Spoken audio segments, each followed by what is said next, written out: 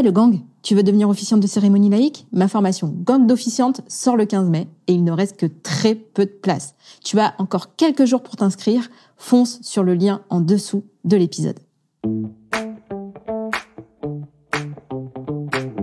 Hello et bienvenue dans Wedding Divan, le podcast dédié aux pros du mariage. Je suis Magali Zarka, formatrice du Wedding Gang, officiante de cérémonie laïque et ancienne wedding planner avec plus de 100 mariages à mon actif. Si tu es entrepreneur dans le milieu du mariage ou que tu souhaites te lancer, ce podcast est fait pour toi.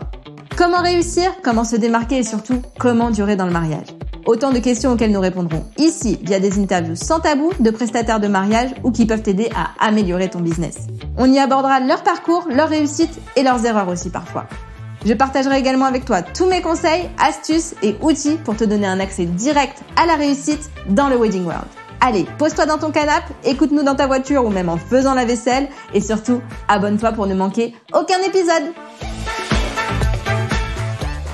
Hello le gang, j'espère que tu vas bien. Aujourd'hui, j'ai le plaisir d'accueillir Émilie, ma consoeur officiante, plus connue sous le nom de Pour une cérémonie. C'est toujours un réel plaisir de papoter avec Émilie et on avait envie pour cette fois d'aborder le sujet de la créativité. Je te laisse écouter l'interview.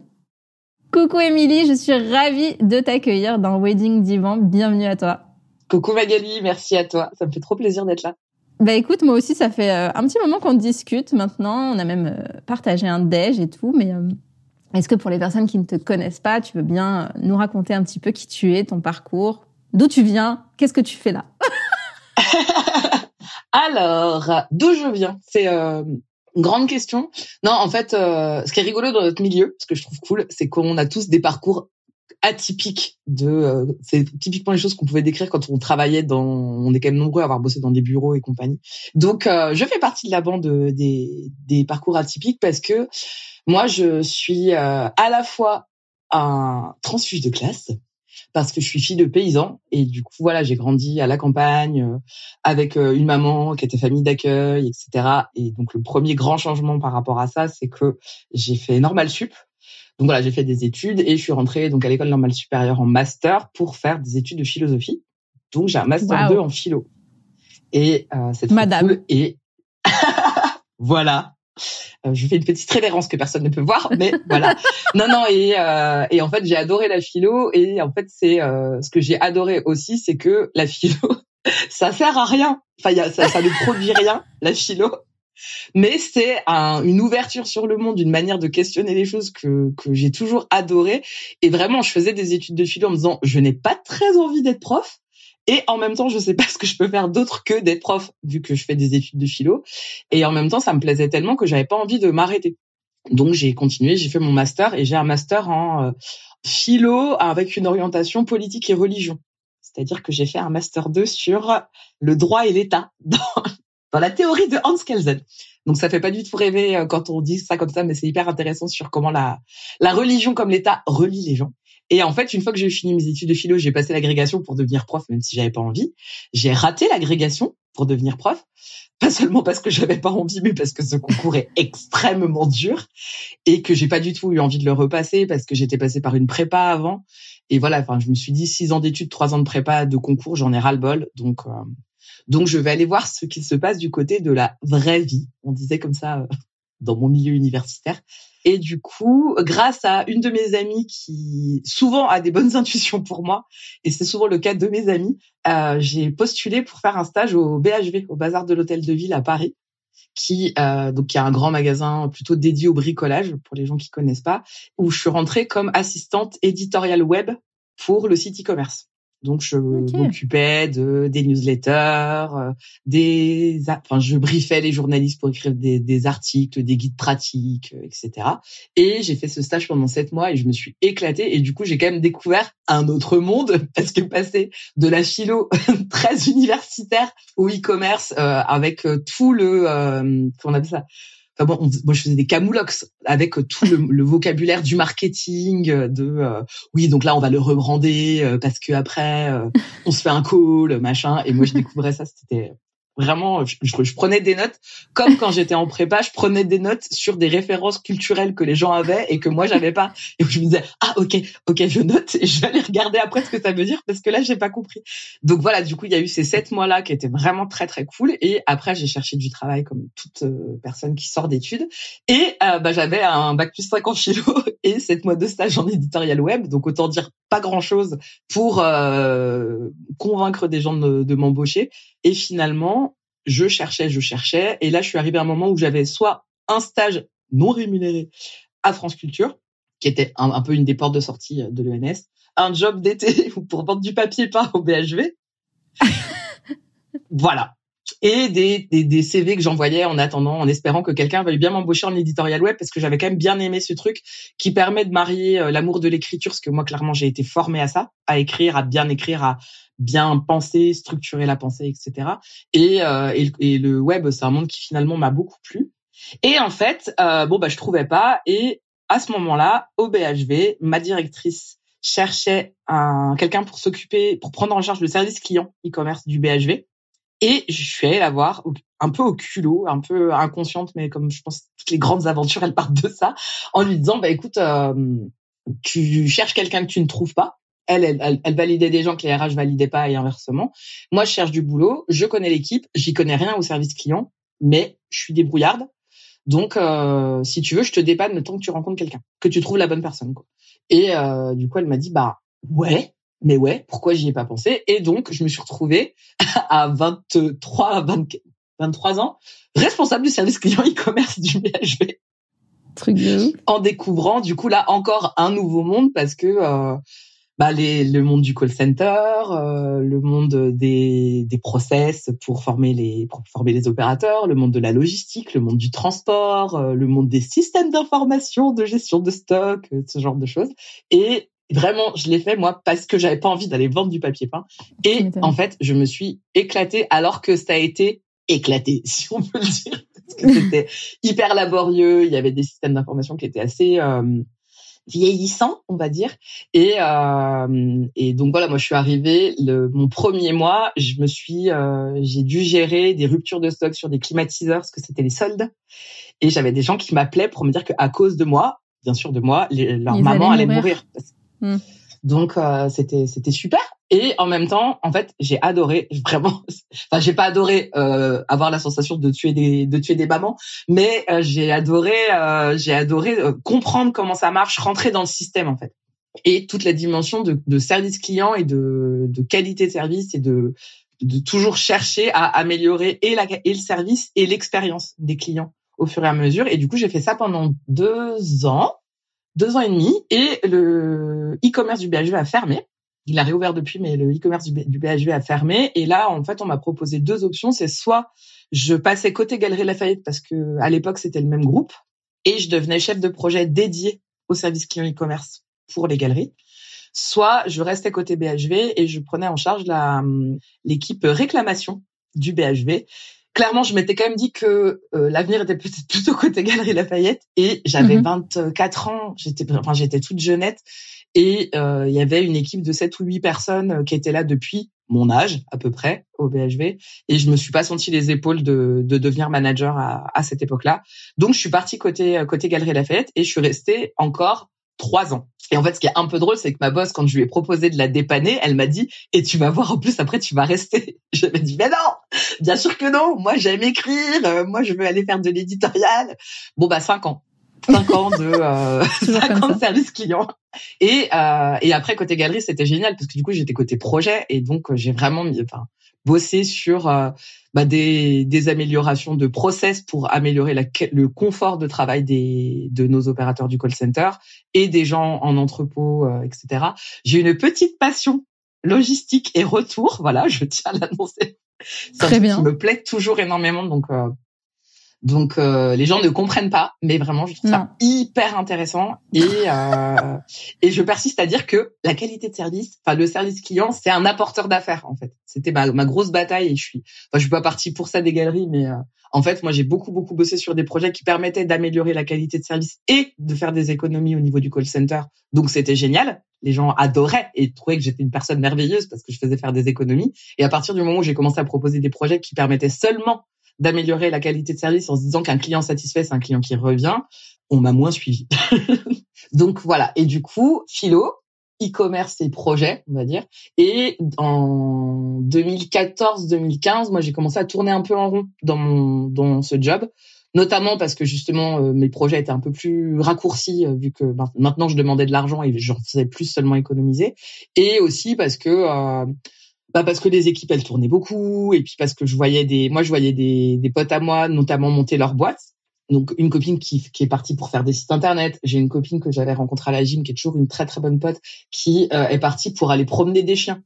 Dog sitter. Qui a monté un service de dog walker et qui depuis a ouvert une pension et tout, et c'est trop cool. Et en fait, je voyais les filles se lancer, s'éclater, prendre leurs propres décisions, ce qui commence à me peser un peu moi dans le monde de la vie de bureau où faut d'abord signaler un truc, puis passer par un comité de priorisation, puis attendre que peut-être quelqu'un ne passe pas par-dessus toi parce qu'il est allé politiquement toquer à la bonne porte, etc. Et en fait, assez vite, l'idée m'est venue que je voulais me lancer, mais je savais pas dans quoi. Exactement. Telle est la question. Et alors clairement pas pour monter des sites internet, clairement pas pour promener des chiens. Et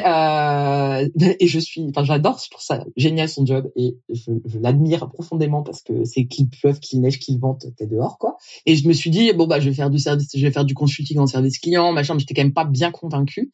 Et nouvelle amie qui pense aux choses avant moi, qui pense aux bonnes choses pour moi avant moi.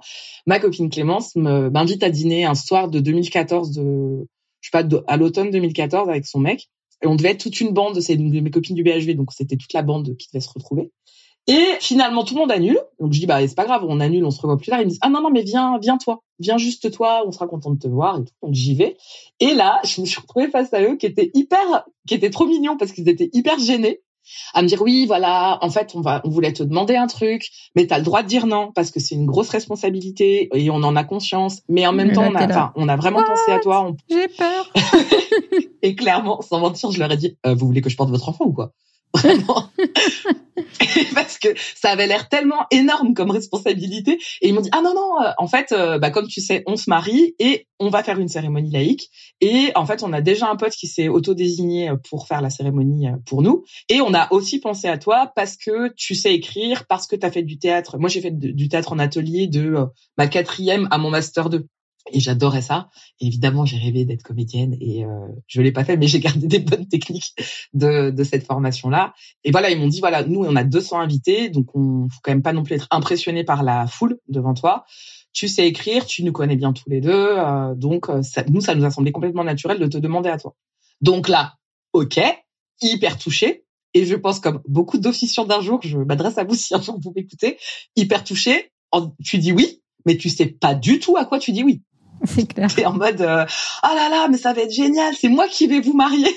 Voilà. Et en fait, mais il y a pas que ça.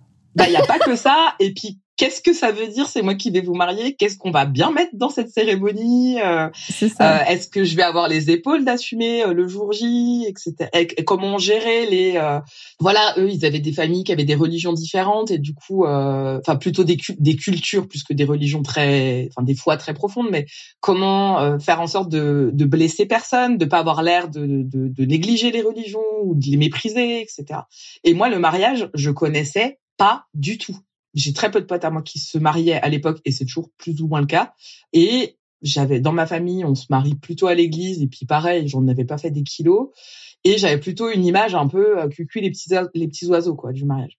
Donc, pas mes potes, évidemment, parce que c'est des amis, je les connais, mais genre les gens qui bossent dans le mariage, ça me semblait plutôt ça. Et du coup, on a commencé à préparer la cérémonie avec ses amis. Et vu que j'ai un peu tendance à creuser les choses, à vouloir faire les choses bien, etc., j'ai évidemment poncé tout ce que je pouvais trouver sur Internet, lu des bouquins et mis toute mon énergie à préparer ce mariage avec eux. Et en fait, tout m'a plu. C'est-à-dire que les temps de rendez-vous avec eux où on discutait de leurs envies, puis on essayait de voir de quoi ils avaient envie, parce que même les mariés, quand ils se lancent dans la cérémonie laïque, ils savent en général ce qu'ils veulent, mais ils savent pas forcément ce qu'ils veulent. Donc voilà, de discuter avec eux de ça, de réfléchir aux musiques, de réfléchir à la place de certaines personnes importantes dans leur vie, etc. Ça, j'ai adoré. Et c'était hyper naturel pour moi. Vraiment, je posais des questions, ils étaient là. Ah ouais, c'est vrai, on n'y avait pas pensé, mais ok, etc. Et après, j'ai commencé à bosser avec leurs proches. Et ça, c'est un truc que j'ai fait pareil, hyper naturellement, que je continue à faire. Et je me suis rendu compte que toutes les officiantes et tous les officiants ne le font pas. C'est que je fais un vrai accompagnement des proches. C'est-à-dire que j'appelle les gens. Donc là, j'avais des gens qui me disaient, bah ouais, on est hyper touchés, mais on sait pas trop quoi dire. Donc on réfléchissait ensemble à leur relation avec les mariés, est-ce qu'ils avaient envie de partager avec eux, etc. Et ça aussi, ça m'a éclaté de me dire, en fait, toutes ces amitiés, toutes ces relations familiales où en fait, on s'aime, on le sait qu'on s'aime. Par contre, on se le dit jamais, ou on se le dit peu, ou on se le dit mal, genre on se taquine, on se moque un peu les uns des autres, etc. Et en fait, c'est une manière de montrer qu'on se connaît bien, mais en fait, se dire tu es important pour moi, tu comptes pour moi, machin. Je trouve que c'est pas mal non plus. Et du coup, je voyais les gens dans un premier temps qui disaient je ne sais pas quoi dire et qui finalement m'envoyaient des discours hyper beaux, hyper touchants et des choses qu'ils avaient jamais dit à leurs amis ou à leurs frères et sœurs. Et donc il y a ça. Après, évidemment, tout le travail d'écriture. Donc pour moi, c'est à la fois un plaisir et une facilité. Je le reconnais. Et de se dire ben voilà, tel discours il aurait peut-être plus sa place à tel endroit parce que dans la dynamique de la cérémonie ça va donner ça, etc. Et voilà, du coup moi j'avançais et au fur et à mesure que j'avançais dans cette préparation là, je me suis dit mais en fait c'est peut-être ça le fameux métier. Ça, tu savais que ça existait comme métier? Bah j'ai découvert que ça existait en préparant le mariage et du coup je suis tombée sur des sites notamment c'était 2004, ils se sont mariés en 2015, donc c'était le site de cérémonie. Il y avait le site de Claire Bay, qui est une copine à toi. Il y avait Claire Bay qui a un site qui s'appelait Une belle cérémonie que j'ai eu la chance de pouvoir rencontrer parce qu'il s'est avéré que c'était une pote d'école du mec d'une des témoins de Clémence. Et du coup, quand on s'est fait la soirée où on a regardé la vidéo du mariage avec les témoins et les officiants, là j'ai dit bah en fait je crois que j'ai envie de faire ça comme métier et Tancred m'a dit ah marrant attends moi je connais la fille si tu veux je te donne son numéro blablabla. Donc trop cool. Et voilà, donc moi pendant toute la prépa je me suis dit ça commence à m'intriguer, ça commence à me faire envie et mais je voulais quand même faire la cérémonie le jour J parce qu'il y a aussi la phase célébration. Enfin on en a discuté toi et moi, nous on adore la prépa. On va pas se leurrer, c'est un truc moi j'adore et j'adore aussi justement tout le moment de création avec les mariés et de dépasser alors qu'est-ce qu'il faut mettre dans une cérémonie et de le remplacer par qu'est-ce qu'on a envie de vivre et du coup en fonction de ce qu'on a envie de vivre on va savoir ce qu'on va mettre dedans mais ça va plutôt se passer dans ce sens-là mais par contre le jour J il faut aussi tenir la barre s'assurer qu'on embarque tout le monde, garder le bon ton, avoir le bon rythme, le bon ton de voix, le bon rythme, savoir mettre en valeur les gens à qui on donne la parole. En tout cas moi c'est ma position c'était ma posture naturelle qui est toujours celle d'aujourd'hui, c'est-à-dire que en fait la star c'est pas moi, la star c'est les mariés. Clairement. Puis leurs proches et moi je suis au service de ça, service client et et du coup une fois que la cérémonie s'est passée, donc j'ai eu vraiment des super retours de aussi bien les grands-parents que les potes, que les cousins de 15 ans, etc. Donc ça me fait toujours plaisir de me dire que t'embarques, je dis toujours des amis aux mamies. Et donc là, j'ai commencé à me dire bon, ok, je peux en parler. Et donc le projet a commencé à se monter. Les gens ont dit ah bah ouais, trop bien, c'est super, t'as été tellement cool, nanana. Et donc merci Clémence, merci Adrien, clairement de m'avoir montré la voie. Et après là pareil, coup de bol énorme. J'ai toujours un peu eu comme ça professionnellement des moments où tout d'un coup les planètes s'alignent quoi. Et en fait, je commence à me dire ok, j'ai envie de faire ça, mais quand même le flip de j'ai un poste où je gagne bien ma vie. Est-ce que je le fais un peu en parallèle de mon job dans un premier temps, etc. Et c'est pas trop mon genre. Moi, j'aime bien faire les choses un peu à fond. Et donc, plan de départ volontaire aux Galeries Lafayette. Donc, j'ai pu postuler. Et je suis partie dans le cadre du plan de départ. Et ce qui est génial, c'est que au-delà de partir avec un droit au chômage, une petite enveloppe, etc., tu pars avec un accompagnement parce que tu as des gens qui sont là pour t'aider à monter ton projet. Donc, en fait, dès le départ, j'ai pu poser des bases solides, en fait, à cette entreprise. En se posant les bonnes questions dès le début, etc. Et donc, Clémence et Adrien se sont mariés début avril 2015 et j'ai quitté les galeries le 30 novembre, le temps de monter mon dossier, d'assurer la transition avec la personne qui allait me remplacer, etc. Et du coup, j'ai sauté dans le grand bain le 1er décembre 2015 pour commencer moi je viens du web, hein, donc pour commencer à monter un site internet qui existait déjà, mais alimenter mon blog. À l'époque, j'écrivais 2 articles de blog par semaine. J'ai un poil ralenti le rythme depuis. Mais voilà, du coup, et en faisant ce que j'ai toujours su faire, c'est-à-dire en allant à la bibliothèque, en lisant des bouquins sur de sociaux, de philo, de littérature, des livres d'ethnologie sur le mariage, les rituels, l'évolution de la manière dont on appréhende l'amour, de la manière dont on a appréhendé le couple, à la fois dans le temps et géographiquement. D'où aussi de nombreux articles de blog, c'est parce que du coup je recensais un peu tout ce que j'avais pu apprendre et après monter sa boîte, rencontrer des gens, trouver ses premiers clients et me former parce que je trouve ça hyper important. Et donc je me suis pas tant formée pour être officiante de cérémonie parce que clairement je savais que je pouvais m'appuyer sur mes... Et puis c'était il y a 7 ans, enfin, ça existait pas les formations. Il n'y avait pas grand-chose.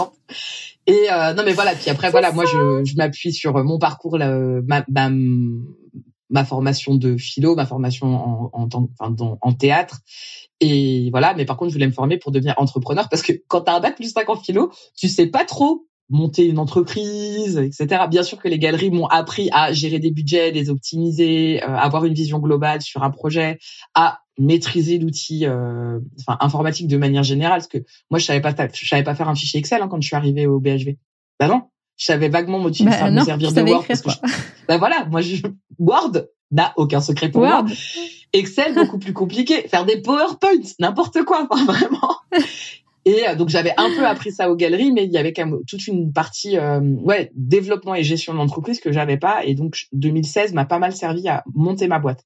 Je me suis formée, je me suis fait accompagner par des incubateurs d'entreprises, etc. J'ai fait 2 mariages en 2016, 2 mariages de 2 couples qui étaient au mariage de 2015. Et donc, c'était super. Et mon premier mariage, c'était quand même trilingue, anglais, allemand, français. Je me dis, une fois que t'as fait ça pour démarrer. Ouais, c'est bon. Ouais, c'est ça. Franchement, après, ouais, c'est bilingue. Ok. Franchement, pas de problème. Easy. Ouais, et c'était hyper cool. Et puis, de toute façon, dans les mariages bilingues ou trilingues, il y a quand même une question aussi de structure qui est hyper importante pour pas ennuyer les gens. Parce que là, pour que ce soit encore plus rigolo, c'était trilingue, mais avec beaucoup de gens qui parlaient les 3 langues. Donc, fallait pas non plus ennuyer ceux qui allaient comprendre à chaque fois qu'on parle dans une des langues, quoi. Et c'était génial parce que je suis tombée sur des créatifs et donc on s'est vraiment amusé, et eux et leurs proches. Et le deuxième mariage, c'était en l'occurrence, le premier mariage, c'était la témoin de ma pote, mais je la connaissais pas à l'époque. Et le deuxième mariage, c'était mon ancienne boss du BHV en éditorial. Donc, on se connaissait très bien. Et pareil, on a pu aller explorer des trucs assez cool. Et voilà. Et après, 2017, première saison et 2018, 2019, 2020, 2021, petite pause Covid qu'on a tous connu. Et puis voilà. Et en fait, quand je bossais aux galeries, au bout de 5 ans, je commençais à tourner en rond et à m'ennuyer. Bon, là, certes, il y a eu la pause Covid, mais ce boulot m'éclate toujours autant. Et en fait, j'aime toujours ce que j'aimais le jour où je l'ai découvert. C'est-à-dire que ces moments ces rendez-vous, le fait de prendre le temps avec les gens pour maintenant apprendre à les connaître. À l'époque, c'était des potes, mais apprendre à les connaître et devenir comme une amie pour eux. Ce truc tout ça, on en avait parlé quand on a déjeuné ensemble et on en parle quand on s'appelle, mais cette intimité incroyable qu'on arrive à créer avec les gens en un temps record. Vraiment de créer un climat de confiance. Mais c'est ce que je dis souvent, c'est que en fait, on les connaît finalement mieux que leurs amis parce qu'on leur pose des questions que personne leur pose en vrai. Ouais, clairement.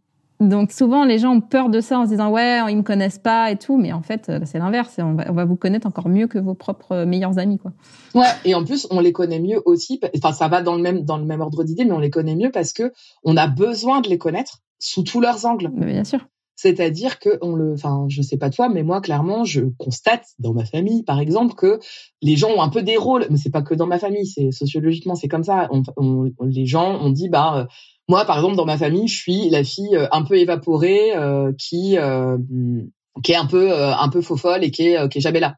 Alors que d'autres gens pourraient dire Émilie, c'est la nénette qui est hyper intello, super structurée, machin, et en fait je suis la même personne, sauf qu'en fait ça dépend par quel angle on m'aborde, et la magie de notre métier, c'est qu'on va regarder tous les angles. Et j'ai une pote qui est prof de philo qui dit toujours que la philo c'est comme un kaléidoscope en fait. Ça permet de regarder sous plein d'angles. Et en fait, je lui ai volé l'image parce que je trouve que la création de la cérémonie laïque, c'est exactement ça. Et le résultat de la cérémonie, pour moi, en tout cas, c'est vraiment ce kaléidoscope qui va permettre de révéler les mariés sous tous leurs angles. Et pas seulement sous l'angle de ton meilleur pote qui t'a rencontré en école de commerce, où t'étais le président du BDE, où t'étais hyper fêtard, etc. Et qui garde cette image de toi. Mais t'es aussi depuis papa. T'as aussi été un petit garçon hyper proche d'un de ses cousins et avec une relation quasi fraternelle. Et en fait, ça ne t'enlève rien, au contraire, ça apporte quelque chose de savoir tout ça de toi. Donc ça, moi, j'adore. Enfin, vraiment, c'est un de mes plus grands plaisirs, et de permettre aussi aux gens d'en prendre confiance et du coup de se révéler eux et de se dire bah ouais, on est aussi ça. Et c'est pas seulement ça m'appartient à l'intimité de notre couple, mais en fait on peut le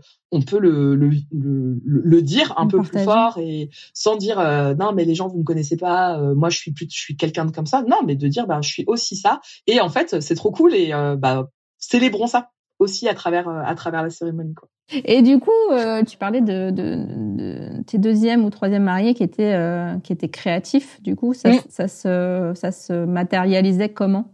Bah en fait, ça se matérialise souvent avec les créatifs. Enfin, eux sont un exemple. C'est en fait, ils ont l'esprit ouvert sur plein d'options.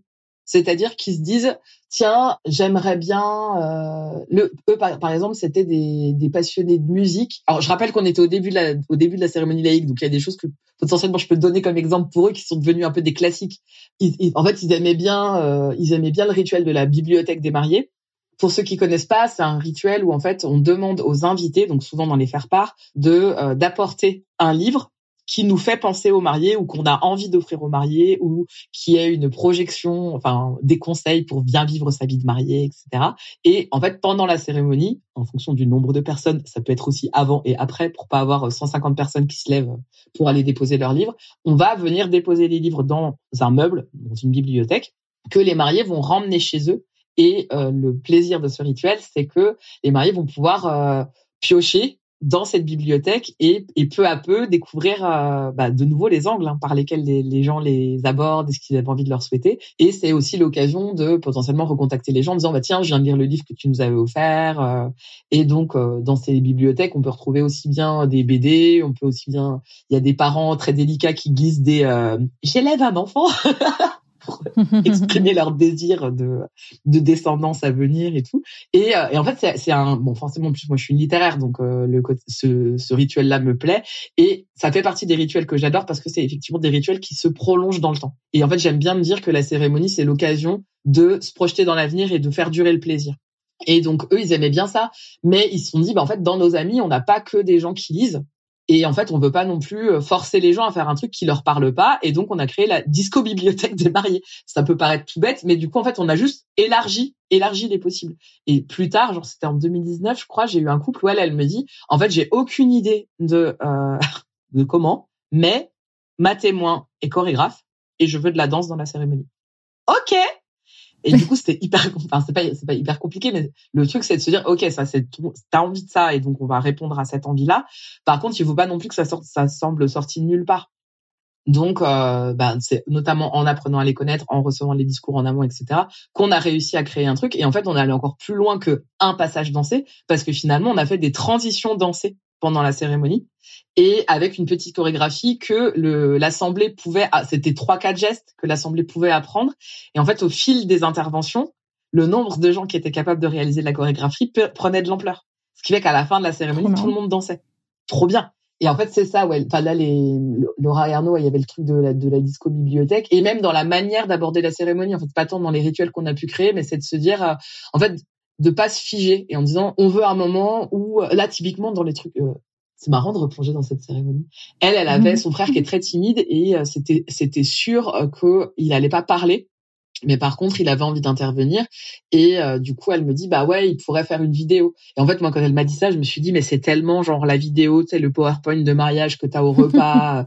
Et je lui dis je sais pas, enfin au vu de l'ambiance qu'on veut créer dans la cérémonie, je suis pas persuadée et tout. Et en fait, j'ai eu son frère au téléphone, et le mec il a fait un court-métrage. Il a pas fait une vidéo PowerPoint. Et donc, à partir de ça, moi, j'ai tout structuré les passages avant et après, et la cérémonie de manière générale pour donner sa place à chacun, pour que cette vidéo, elle ait du sens, elle vienne soutenir le rythme de la cérémonie aussi, et qu'elle tombe pas comme un cheveu sur la soupe, et que ce soit pas genre, pour terminer, on remercie le frère de la mariée qui nous a fait une vidéo. Pas du tout. La vidéo, elle faisait vraiment partie de la cérémonie, quoi. Et ça, j'avoue, c'est une des parties qui m'éclate. Et du coup, c'est quoi la disco la disco bibliothèque, c'est simplement que on a dit aux gens, amenez un livre ou un CD, une clé USB avec des morceaux que vous avez envie de partager avec les mariés. Et du coup, ils m'ont dit, et Laura a toujours une très bonne pote, et elle m'a dit, genre, il y a quelques mois, qu'ils avaient toujours le meuble. Enfin, en gros, tout ce qu'on leur a offert est toujours au même endroit, donc c'est toujours identifié. Alors qu'ils ont déjà déménagé 3 fois depuis, c'est toujours identifié comme ce que les gens leur ont offert à leur mariage, et de temps en temps, ils vont piocher dedans. Toujours en mode petit kiff. Trop cool. Ça, c'est trop cool. Et du coup, on avait choisi un petit sujet qui, du coup, découle de ma question précédente, mais de la créativité. Toi, en tant que professionnelle, en tant qu'entrepreneuse, comment tu fais pour garder cette créativité au quotidien ? Alors, je pense que déjà, je fais partie des créatives par défaut. Donc, il y a une petite base. Mais bon, on a tous nos coups de MOOCs aussi. Et du coup, je lis énormément. Je viens pas d'où je viens pour rien. Et en fait, souvent, quand je sens que je perds un peu en créativité et effectivement, t'as raison de dire aussi bien en tant qu'entrepreneuse que en tant qu'officiante, en fait, c'est le signal qu'il faut que j'arrête d'essayer d'être créative et qu'en fait, il faut que j'aille de nouveau me nourrir. Parce qu'en fait, vraiment, la créativité, ça se nourrit et, il y a le côté pour s'inspirer, pour se donner de nouvelles idées, mais aussi pour laisser son cerveau respirer et du coup, arriver à créer des connexions qu'il aurait fait naturellement, mais en fait là, quand t'es bloqué sur un sujet, etc., en fait tu sers plus à rien. Et vraiment, il y a donc aller lire et lire moi je lis tout. C'est-à-dire que là, je viens de finir un bouquin qui s'appelle Stella Corfou, qui est l'histoire d'une histoire d'amour avec un personnage hyper excentrique. Avant, je lisais La Fabrique du consommateur, un bouquin de sociaux hyper intéressant. Encore avant, je lisais Les Sillons de la colère de André Pochon, qui est un agriculteur qui vante une agriculture durable et responsable. Et j'ai relu Se résoudre aux adieux, un roman de Philippe Besson. Et vraiment, je vais piocher partout dans la poésie, dans la littérature, dans l'actualité. Ça peut être simplement feuilleter des magazines aussi. Et c'est vrai que moi, je bosse dans le mariage depuis maintenant longtemps, mais j'ai plein de potes qui ne sont pas du mariage. Et typiquement, pour rester créatif dans le mariage, je trouve que c'est une super force. Parce que du coup, en tout cas, moi, je passe beaucoup trop de temps sur Instagram, par exemple, et du coup, on peut potentiellement, en fait, Instagram, c'est des algorithmes, et du coup, ça te montre que ce qu'Instagram pense qui pourrait t'intéresser. Donc, il y a plein de choses que ça te montre pas, simplement parce que, t'as cliqué 3 fois sur une vidéo de chien mignon, et que, voilà, je plaide coupable, et que du coup, Instagram se dit, ah, super, je vais donc lui envoyer exclusivement des vidéos de chiens mignons. Non, parce que c'est comme cette histoire d'angle des mariés. Je suis pas que ça. Donc, et l'idée, c'est, j'aime bien aller un peu contrer l'algorithme, et en ayant des potes qui bossent aussi dans d'autres milieux, il y a d'autres tendances, d'autres manières de réfléchir, d'autres manières de penser, et quand je bloque sur un truc aussi bien en tant qu'entrepreneuse que en tant qu'officiante, j'appelle ma pote qui promène des chiens, j'en parle avec mon frère qui est paysan boulanger, j'appelle les copines officiantes aussi, bien sûr, mais je vais chercher ailleurs. Et ça, je pense que c'est un vrai plus, et je vais marcher. En tout cas, moi, c'est ça ma solution. Chacun, il y en a qui peuvent aller faire, un cours de boxe, un cours de yoga, un cours de ci, un cours de ça. Moi, je vais marcher. J'ai la chance d'habiter dans la campagne, à proximité en tout cas, et donc de pouvoir aller me promener et d'être vite en pleine nature. Et ça, pour moi, ça ressource énormément aussi. Et c'est souvent quand je marche, notamment quand j'écris mes cérémonies, j'ai mon petit rituel qui au départ était un genre, comme on dit dans le web, une solution de contournement et qui en fait partie du process. C'est je commence à écrire, donc j'écris au fil de la plume de mon clavier et je me dis c'est nul, franchement c'est nul ce que j'ai écrit, c'est plan, ça sert à rien. Bon, petite phase d'autodépréciation, tout va bien, et là je me dis ok, je vais marcher, je pars marcher 2 heures, je fais mes 8 km là, mes 8-10 km.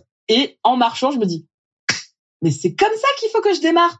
Mais bien sûr, évidemment que c'est. Et là, on retrouve cette question d'angle, mais plus d'angle journalistique, mais c'est par cet angle qu'il faut que j'attaque la cérémonie. Et à partir du moment où j'ai ça, je reviens à mon bureau et je la ponds en une journée. Et elle est faite. et elle correspond exactement au client. Et après, je peux la relire, l'affiner, la répéter, etc. Et ça marche à tous les coups. Donc, en fait, maintenant, je sais que je me libère un après-midi pour aller marcher, quoi qu'il arrive. Donc, ouais, c'est beaucoup ça. C'est un peu ces 3 angles-là, quoi. C'est se nourrir ailleurs en termes de contenu. Donc, aussi de lecture, de podcast, zoner devant la télé marche aussi, hein, pourquoi pas, mais juste se déconnecter et discuter avec d'autres gens et du milieu et pas du milieu et effectivement aller faire respirer son cerveau. Moi, c'est par la marche, mais ça peut vraiment être aussi par, je sais pas, ouais, aller courir, je sais plus qui m'avait dit, vous voudriez pas faire de la boxe? Ça me semble un petit peu violent, mais en fait, c'est génial comme art et ouais, ça peut aussi être ça, quoi. Ça fait de la place. Ouais, on parlait toutes les deux en off de procrastination juste avant d'enregistrer ce podcast et à plusieurs reprises, n'est-ce pas? Et pas du tout. Non, mais en vrai, c'est pas que mal de procrastiner parce que parfois on en a besoin, parfois on ne l'accepte pas et en vrai il faut l'accepter parce qu'on sait que on travaille comme ça pour certaines personnes. Moi, je sais que je suis je fais partie de la team. Je travaille mieux je suis plus efficace dans le rush. Qu'est-ce que tu as envie de dire aux gens aujourd'hui qui procrastinent? En fait, c'est de vous demander, est-ce que cette procrastination-là, elle fait pas partie du processus créatif? Juste ça. En fait, de poser aussi cette option dans j'arrive pas à m'y mettre. Je devrais m'y mettre, mais j'arrive pas à m'y mettre. Et oui, on en parle et on s'auto-flagelle en disant mon Dieu, je procrastine, c'est nul. Et en fait, peut-être pas tant que ça, parce que pendant qu'on fait autre chose, il y a, j'appelle ça, ça continue à fonctionner en fond de cerveau. Après, je pense qu'on est toutes les deux dans cette bande-là, mais clairement, moi, je fais partie des fonctionnements de cerveau en arborescence. Donc, c'est quelque chose qui va me faire penser à quelque chose, qui va me faire penser à quelque chose. Il y a toute une association d'idées, ce qui fait que, moi, en préparation de cérémonie, je peux très bien citer This Is Us en disant aux gens, ah, c'est marrant, ça me fait penser à cette scène dans This Is Us, comme je peux citer La Fabrique du consommateur, comme je peux citer le téléfilm de la 6 que j'ai pas du tout regardé en faisant la sieste la veille. C'est aussi avoir conscience de comment son cerveau fonctionne et particulièrement si on a un cerveau en arborescence, en fait la procrastination, elle fait partie du processus. C'est juste et on en parlait juste en off juste avant, mais en fait la nuance entre procrastiner parce que c'est en train de se faire, ça bruisse, ça fait son chemin, etc. et tu vas produire, et procrastiner qui t'empêche de produire, c'est-à-dire que on parlait de rendu et effectivement procrastiner en sachant que tu dois rendre un truc à telle date, et si ça t'empêche de rendre le truc à telle date, là c'est un problème.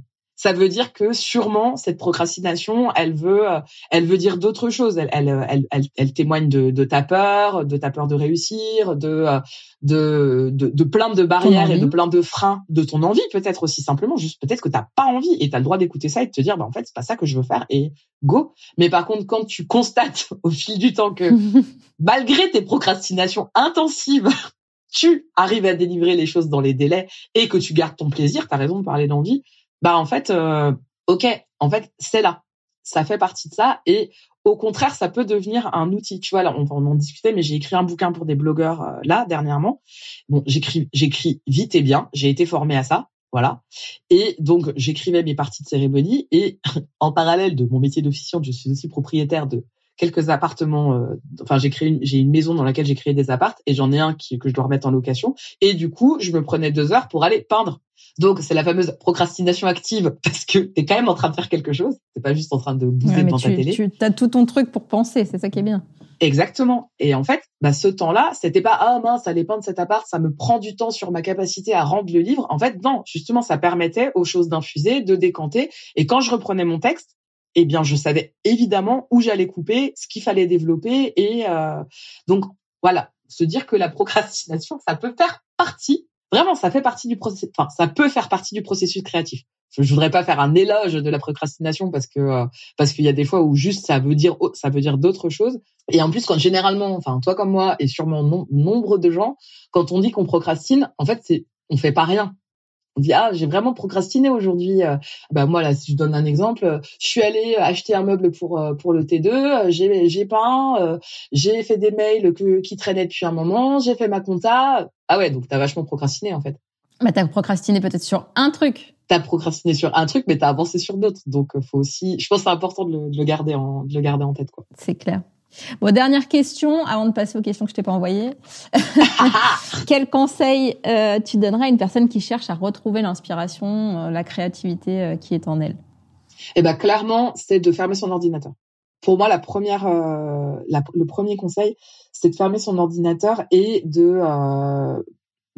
d'aller se promener. Je veux pas dire que ma méthode à moi est la bonne, mais en tout cas de sortir, fermer son ordinateur et sortir de chez soi et rentrer en interaction, quoi. Ça peut être va voir quelqu'un que t'aimes bien. Moi, j'ai une voisine qui a 96 ans, mais elle est géniale. Elle me fait triper, je l'adore. Bah, typiquement, moi, je vais voir Jacqueline. Et parce qu'en plus, elle a 96 ans, on n'a pas la même vie, on n'a pas vécu, on n'a pas grandi dans le même monde, et il y a des choses qu'elle va pouvoir me dire qui vont me faire émerger des idées en moi. C'est ça, ferme ton ordinateur, va voir des gens, parle. Et conseil d'entrepreneur plus que d'officiante, mais d'entrepreneuse même. Va parler de tes problèmes d'entrepreneuse à des gens. Tu ne les résoudras pas toute seule. Donc, et toi, t'arrives vers tes potes ou vers quelqu'un de ta famille en disant je galère sur ça, etc. Et la personne va évidemment te regarder dans 90% des cas en disant pourquoi tu fais pas comme ça? Ah ouais, effectivement, j'y avais pas pensé.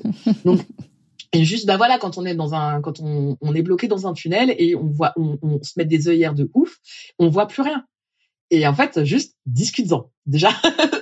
sur des trucs plus d'entrepreneuriat, et lis, écoute des podcasts, va regarder des gens qui ne font pas ce que tu fais toi, vraiment. Yes. Parce que en fait, à regarder des gens qui font ce que tu fais toi, quoi, quand toi t'es bloqué dans un truc, tu vas copier, tu vas t'inspirer, comme on dit, mais en fait t'auras pas développé ta créativité, t'auras piqué une idée. Et en fait, ta créativité à toi, on revient à ça, mais c'est ton angle.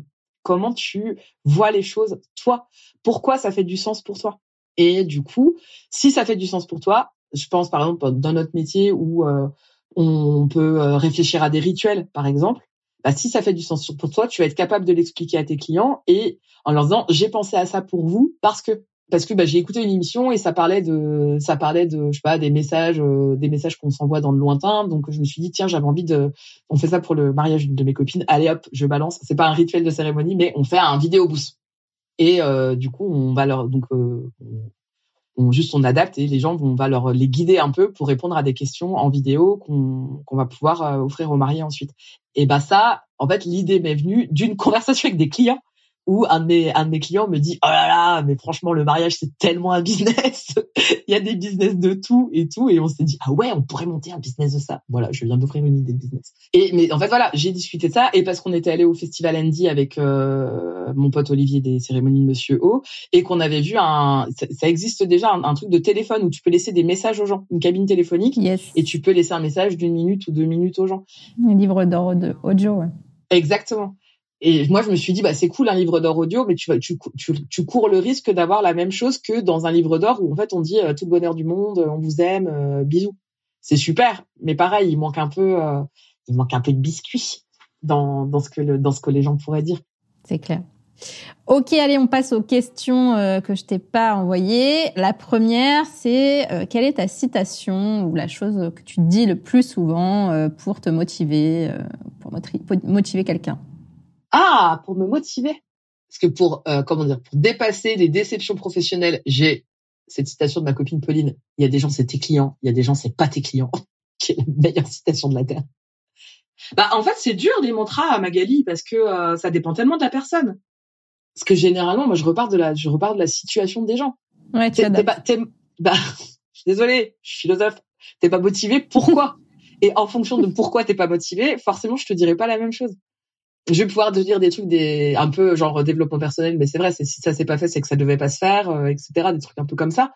Mais ok, c'est très bien. Et qu'est-ce que tu dirais à Émilie qui avait 12 ans? Tu n'as pas idée du monde qui va s'ouvrir à toi. Clairement. T'étais comment à 12 ans? À 12 ans, attends, je réfléchis, à 12 ans, on est quoi? On est en 5e. J'étais, à quelque chose près, celle que je suis, avec beaucoup plus d'inquiétude et d'angoisse et beaucoup moins d'amour de soi.